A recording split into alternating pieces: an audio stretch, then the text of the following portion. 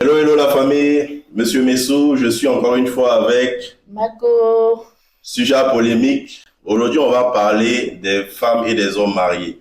Est-ce que dans le mariage, c'est permis d'avoir un meilleur ami ou une meilleure amie autre que notre partenaire? On va débattre, chacun va donner son point de vue et puis ensemble, vous nous direz en commentaire ce que vous en pensez.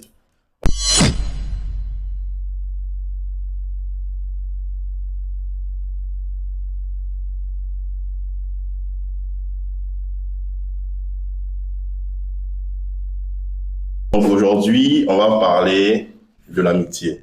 Et pas seulement de l'amitié, on va parler de la meilleure amitié, c'est-à-dire que l'amitié qu'on a avec une personne au-delà même du partenaire avec lequel on a décidé de se mettre pour la vie. d'accord.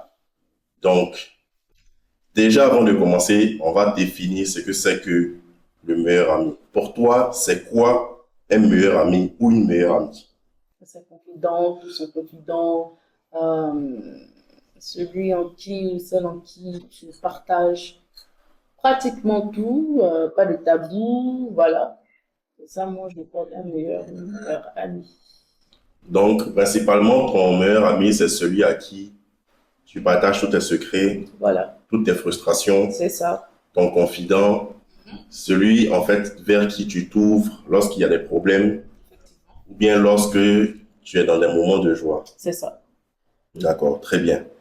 Et par rapport à ça, quelle est ta position dans le mariage? Est-ce que oui ou non, le couple, sinon l'un des deux, doit avoir en dehors de son partenaire un meilleur ami ou une meilleure amie? Moi, je dis, quand tu es marié, il n'y a pas de meilleur ami en D'accord, dehors de ton partenaire. d'accord. Moi, je trouve qu'il faut quand même avoir un meilleur ami en dehors de ton partenaire. Et pourquoi? Donc, chacun de nous va apporter son point de vue. D'accord.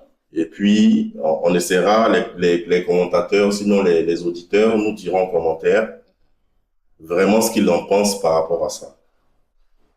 Donc, je vais commencer. Moi, j'estime qu'il faut avoir un meilleur ami. Et moi, je vais dans les deux sens, hein, que ce soit un homme ou une femme. C'est-à-dire, pour moi, étant marié, je me permets d'avoir un meilleur ami homme ou un meilleur ami, ou une meilleure amie femme, pardon, pour la raison simple que avant d'être marié, on avait des connexions. Avant d'être marié, on avait des personnes avec lesquelles on avait tissé une relation profonde. Le problème aujourd'hui, c'est que nos partenaires ont tendance à penser que Mm. on sexualise le fait d'avoir un meilleur ami ou une meilleure amie. Mhm.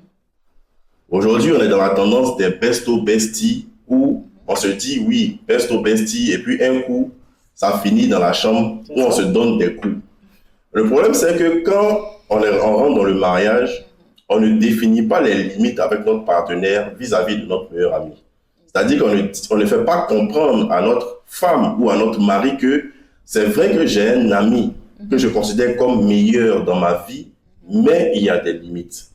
C'est lorsque il y a des zones d'ombre, notamment lorsque on commence à flirter avec ce bestie ou cette besto, lorsque on commence à cacher des choses à notre partenaire, lorsqu'il y a des soupçons qui font que ton partenaire n'a plus confiance en la relation que tu as envers lui et envers ton partenaire, que ça devient un problème. Mais sinon, je pense qu'il y a des relations saines, meilleurs amis, en dehors du mariage. D'accord. Tout est possible vraiment et tout dépend de comment est-ce que les choses sont réglementées. Comme je l'ai dit au départ, avant de se marier, avant de rencontrer ton partenaire de vie, Mhm. la personne avait une vie. Ok. La personne avait une vie et cette vie ne doit pas s'arrêter lorsque la personne devient un homme ou une femme Et ça, mariée. je suis désolée. Donne-moi ton point de vue.